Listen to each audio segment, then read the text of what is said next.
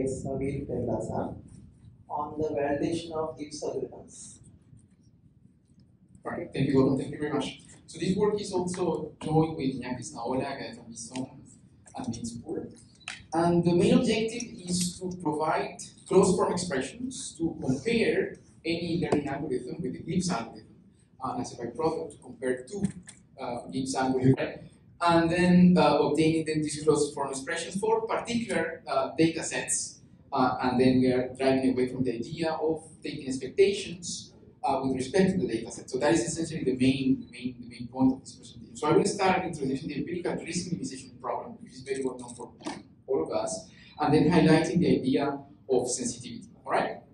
So through the function f that we see here, we obtain a model theta, and then a pattern, and these two parameters through the function f are given to give us the label that is associated to x. All right. Then the key point is to obtain the best theta in the sense that given a data set of pairs of data patterns and labels, to this loss function L that is positive and for identical arguments give us 0, we obtain the empirical risk as the average loss induced by the model theta over all the pairs x and y. Right? So classical problem, the model selection then is essentially the minimization problem that we see in 2, then theta that minimizes this is the data that we are going to use to evaluate unseen data sets. Alright, so just for notation, Rz, this function Rz, and Z being the data set that we had before, that we are going to keep fixed for all the talk, is essentially the expectation of the empirical risk when the models, theta, is sampled from a probability measure P.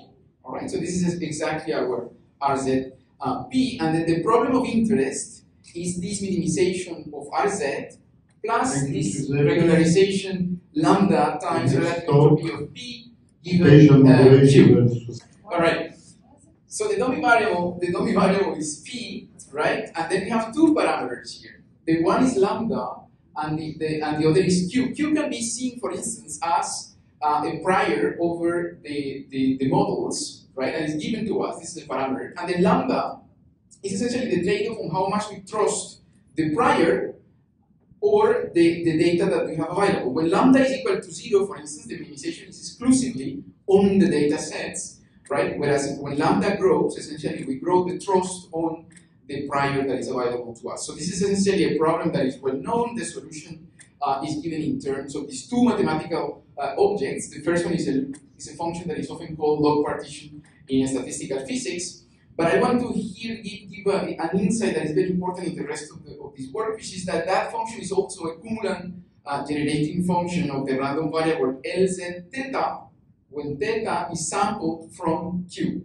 All right. So if we realize that, then the proof is going to be way simpler. All right. Now the work has been presented for Q to be a probability measure or a sigma finite measure. So in the case of probability measures, we know that this problem always has a solution. Is the Gibbs probability measure, and in the case in which Q is not, is a sigma finite measure. Well, we need to enforce that integral actually is finite for this to make sense. So the set of regularizers lambda for which that integral is finite, the integral in 6 is finite, is going to be called KQZ. All right. So this is just notation that we are going to be following, and then we can state the solution that we denote with a very crazy notation, right? P theta because it is over the set of models, given Z because it depends on the data set that we have, and then the parameters Q and lambda, right? And what is that solution? Well, the Radon-Nikodym derivative of the solution with respect to the prior satisfies this expression in 6. I wrote it in that form to make the connection with the talk of Nelly this morning. All right, so this is a cumulant generating function, and this is this Lz. Remember, is the empirical risk with respect to Z. We have studied a lot the properties of this solution, and it is reported in this technical report at INRI. I will only mention 2 of them. This one that may look very naive, but it's actually very important, and it says that if the set of models that induce infinite empirical risk has measured 0 with respect to the prior, then the solution and the prior are mutually absolutely continuous. All right. So this is so the first direction, meaning the solution being absolutely continuous with Q, is by construction, right? And then the other direction, the converse direction, is due to the structure of the problem. All right. So why do we care about this mutual absolute continuities? Because sometimes, at least for what we are going to do, we need the evaluation of the relative entropy of the solution with respect to Q, but also the other way around, the reverse direction. All right, so what is 9 and 10?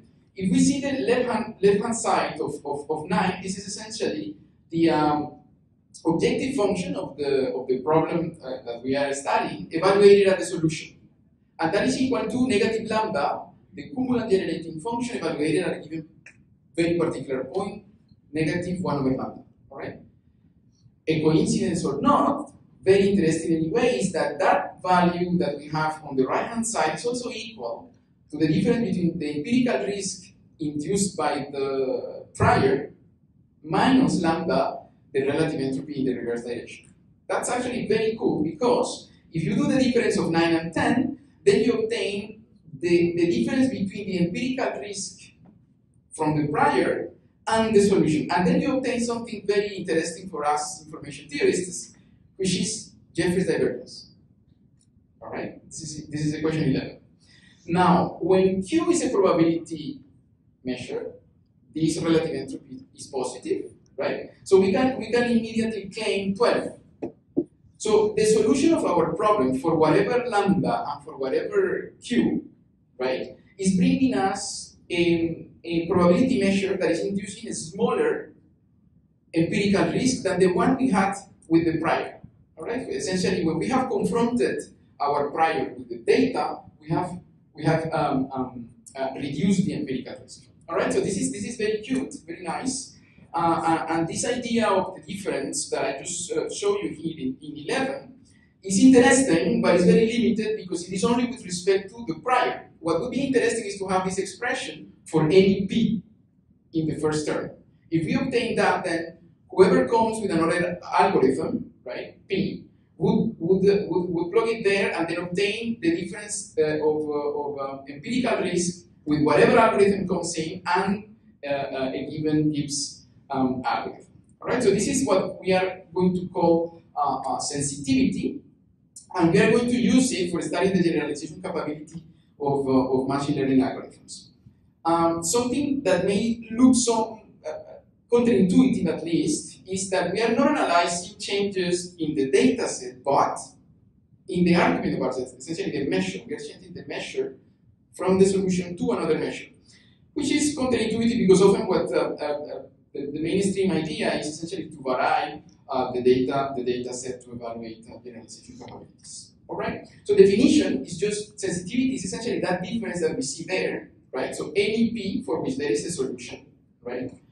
Minus the empirical risk at the solution. When there is no solution, meaning lambda is not here, we are going to consider the sensitivity infinity to avoid any problem. And then the first interesting result that we are bringing here is this closed form expression for sensitivity, all right? Which has these three terms, right? Relative entropy of the solution with respect to the prior, relative entropy of the deviation, this is the new algorithm P, with respect to the solution, to the Gibbs, and the relative entropy of the deviation, the new algorithm, and the prior, okay? And then something that is very surprising is that these three terms, they satisfy this triangular equality that we see here. So we all know that the relative entropy from P to Q, passing through, for instance, an intermediate measure P, here P theta, is not the sum of these two relative entropies, right? There is actually the inequality, right? And sensitivity is essentially the term that is missing to the relative entropy to have this equality of these three terms. Okay, I don't know how surprising it may be for you, but it was very much for us when we started this in part, because this led us to relatively powerful tools for analyzing the generalization capabilities of learning algorithms. Okay, so as promised at the beginning of the talk, we are going to focus on specific data sets. So let's call constituent data sets Z1 and Z2 with sizes N1 and N2, and then the aggregation of these two data sets, let's call it Z0, all right?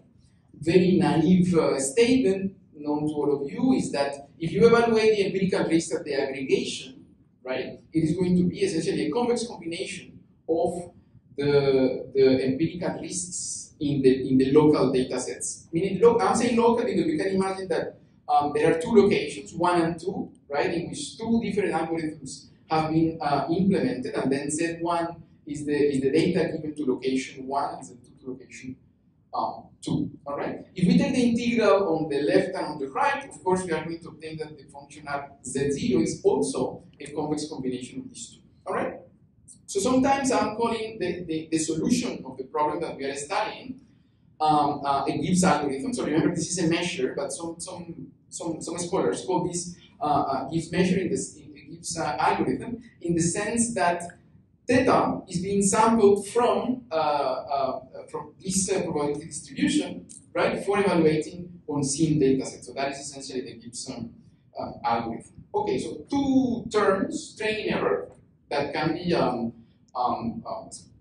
that is equal to, let's say, the function Rz I, right, evaluated at the solution of the optimization problem at the location I, right? So note here that we have Qi and lambda I and Zi, right? And we are evaluating that over the same data set that we use for learning. So that's essentially training. And then the test can be either the empirical risk, expected empirical risk calculated over the aggregation, right? Or the other data set. Okay, so I mean, I have seen people telling that these two things are not the same, but it is easy to prove that if you consider test error or the generalization gap as the difference between RZ0 and the local, this is just a factor away from considering the other data set, right, and the training error of the algorithm. Okay, so this is either way we are good. And then what is actually what we are presenting? What is the big deal?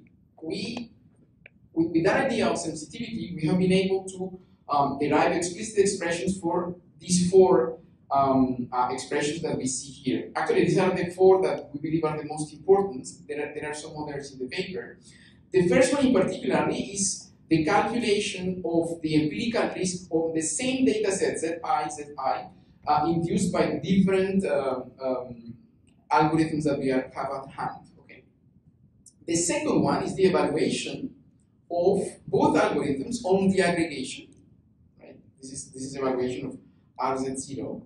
And then this third one, again, a little bit counterintuitive, but we are essentially training a Gibbs algorithm with the all data that is possible, and then we are comparing it with the local data sets. This is interesting because this is answering the question whether when new data comes, right, it is helpful to use it for generating a new algorithm, right? And the answer is that you will see that it's going to be positive or negative, so this is not necessarily always true. New data may worsen the performance of algorithms, right? This becomes super interesting if essentially you consider that data from different sources follow different distributions. But here we are not taking any expectation. We are fixing our data sets. All right. So let's go for the first expression for team. This is very simple because if we see it carefully, it is just the sensitivity of the algorithm obtained at location I, right, to a deviation to the algorithm obtained in location J. So this is essentially the sensitivity, and that's why we obtain immediately a very nice closed form expression for this. All right. The key point that I want you to notice is that algorithms may be trained with different parameters. So the prior and the regularization factors at different locations are indeed different. Right. So this is very interesting. Now, a sort of an insight that we can see here is that this value is the difference of the objective function of the problem that we are solving evaluated at the solution of the other problem of the other location J, right? And the objective function evaluated at the solution at location So this is essentially a reorganization of the terms in 14, but this is actually giving us a very interesting idea of how we are going to justify essentially this, for instance, this relative entropy between the two algorithms. All right. All right. So under the assumption that the priors in different locations are mutually absolutely continuous, we can obtain this expression over the aggregated data sets, and there are 6 terms here.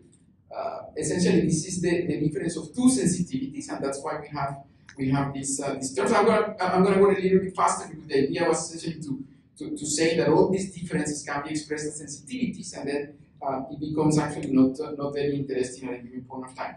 Equation 15, on the contrary, is interesting in the sense that here we are evaluating the convex combination of the 2 solutions, right? Evaluated at the whole, at the aggregation of the data. And actually, this is very important in scenarios such as validated learning, for instance, in which essentially you are combining solutions that are obtained locally, right? And you compare them with the solution you obtain at the central point in which you have all the data. All right, and then what you see here is that this is equal to a convex combination of a difference of 2 relative entropies. All right. Again, this is another expression that is involving now the algorithm trained with the aggregation, right? And then a very simple expression as well. All right. And then something interesting comes when we consider that the regularization factors lambda 1 and lambda 2 are factors of the sizes of the data sets that are available at each location.